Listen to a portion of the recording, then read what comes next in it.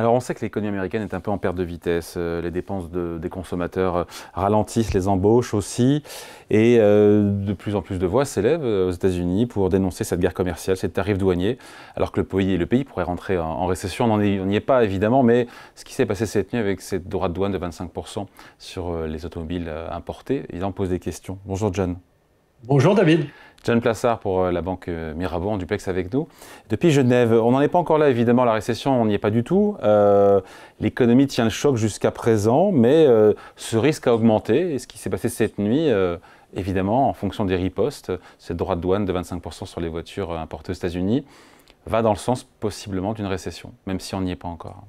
Oui, tout à fait. Puis surtout que, vous savez, d'abord, il faut rappeler ce que c'est une récession. C'est 2 trimestres consécutifs de croissance négative. Donc, ça, c'est une récession technique qui pourrait avoir lieu, vous l'avez dit, à cause notamment des tarifs douaniers, mais aussi, et c'est peut-être ça la chose la plus intéressante, entre guillemets, pourrait être mise en place, et c'est difficile de mettre en place une récession, mais de manière volontaire de la part du gouvernement américain. C'est pas moi qui le dis, c'est Donald Trump et puis le secrétaire au Trésor américain qui ont dit que potentiellement ils voudraient que les États-Unis rentrent en récession pour faire de table rase du passé et rompre avec le crédit à tout va. Ça, c'est le gouvernement qui le dit. Donc, il y aurait un plan là derrière, au-delà du ralentissement qui est dû par rapport à d'autres effets, et notamment les effets des tarifs. Et le plan de Donald Trump, qui est un plan très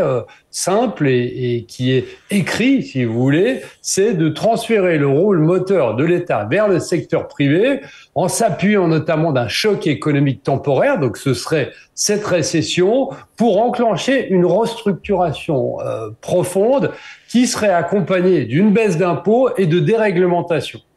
Donc ça, c'est un plan. Alors, c'est très difficile de le mettre en place et le plan est aussi génial avec tous les guillemets que ça comporte, c'est que dans ce plan, il y a aussi la volonté de rejeter la faute sur l'administration Biden, bien évidemment, il y a toujours un ennemi, en disant on a été obligé de restructurer parce que la dette est trop élevée, parce qu'on n'a pas de prévision de croissance à long terme, etc., etc. Donc, on a deux côtés ici, et c'est pour ça que c'est intéressant de parler de récession.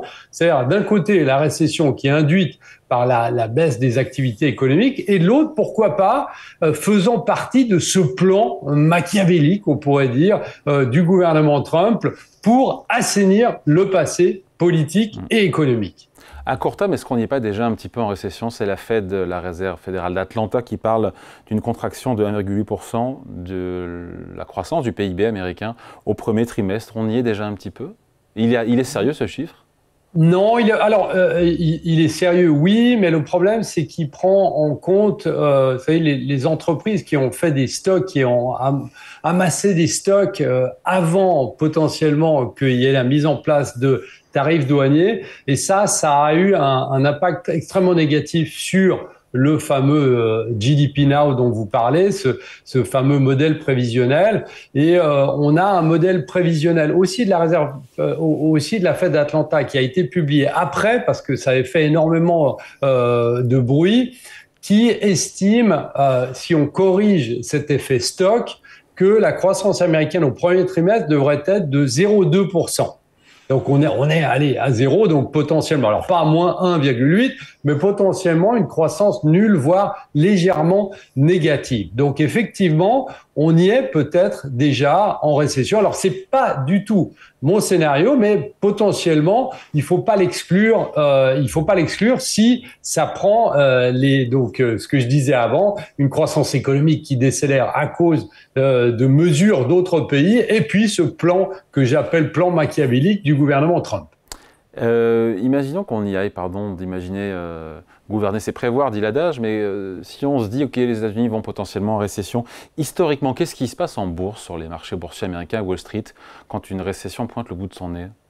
Ben, ça, c'est une question très importante parce que évidemment il y a eu d'autres récessions par le passé. Alors chaque récession est différente, bien évidemment, mais si on fait la moyenne, c'est que j'aime bien parler du passé, mais aussi de l'avenir, David. Eh bien, si on regarde avant la récession, et ça c'est important, avant la récession, 12 mois avant la récession, en moyenne, vous avez le S&P 500 qui baisse de 3%. Si vous regardez 6 mois avant l'entrée en récession, eh bien, vous avez le S&P 500 qui baisse de 2%. Donc, on voit que c'est négatif avant. C'est potentiellement ce qui est en train d'arriver aujourd'hui. Et c'est pas beaucoup, par exemple, pour une récession, parce que qui dit récession dit baisse des profits, quelque part. Je trouve pas ça, c'est pas énorme comme baisse, comme glissade, c'est quelques pourcents. Tout à fait, mais alors, vous savez, c'est aussi le problème lorsqu'on lisse les moyennes historiques. Vous avez parlé là des bénéfices du S&P 500 en moyenne. Dans la récession, ça baisse d'environ 16% en période de récession, mais dans 2 des 10 dernières récessions, ben, il n'y a pas eu de baisse des bénéfices de l'indice. Donc, faut vraiment faire attention lorsqu'on parle de ça et peut-être plus décélération. Alors, c'est pas encore anticipé par les marchés et les analystes. On va avoir notamment à partir de avril, on va avoir les résultats de l'entreprise pour le premier trimestre qui vont nous donner une indication. Mais on a en moyenne, je vous l'ai dit, une baisse des marchés qui est pas ultra violente, mais qui est quand même négative dans la majeure partie des cas.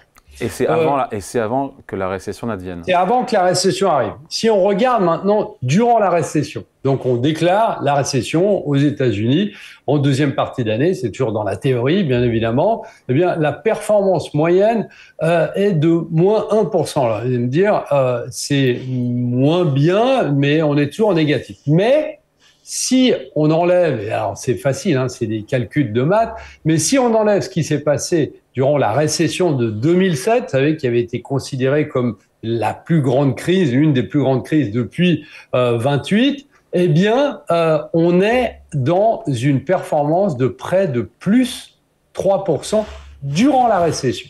Et ça, c'est absolument extraordinaire parce qu'on se dit, mais comment ça se fait qu'on est rentré en récession et que le marché monte? Eh bien, c'est tout simplement que lorsque vous rentrez en récession, c'est que vous faites le constat que ces 6 derniers mois, eh bien, la croissance était négative et que, en fait, d'une certaine manière, le meilleur est devant, puisqu'une récession moyenne, elle est vers les 10 mois, donc c'est-à-dire un peu plus de 3 trimestres. Donc, c'est ça qui est assez intéressant. Mais là où c'est encore plus intéressant, c'est que lorsque vous sortez de la récession, donc 6 mois, 12 mois après, c'est là que vous avez des gains substantiels sur les marchés. Donc, vraiment pour résumer, si on veut faire un coup boursier en se référant au passé, eh bien, il faut acheter pendant que la récession est déclarée. Et là, dans les 6 à 12 mois, eh bien, vous avez un gain substantiel si on se réfère au passé encore une fois. Mais vous avez d'autres actifs aussi qui bougent pas mal. Oui, allez, vous allez me dire l'or, on finit là-dessus. Alors, l'or, bien sûr. L'or qui anticipe aussi souvent des réactions, évidemment, de décroissance d'un pays. Donc, c'est la valeur refuge par essence.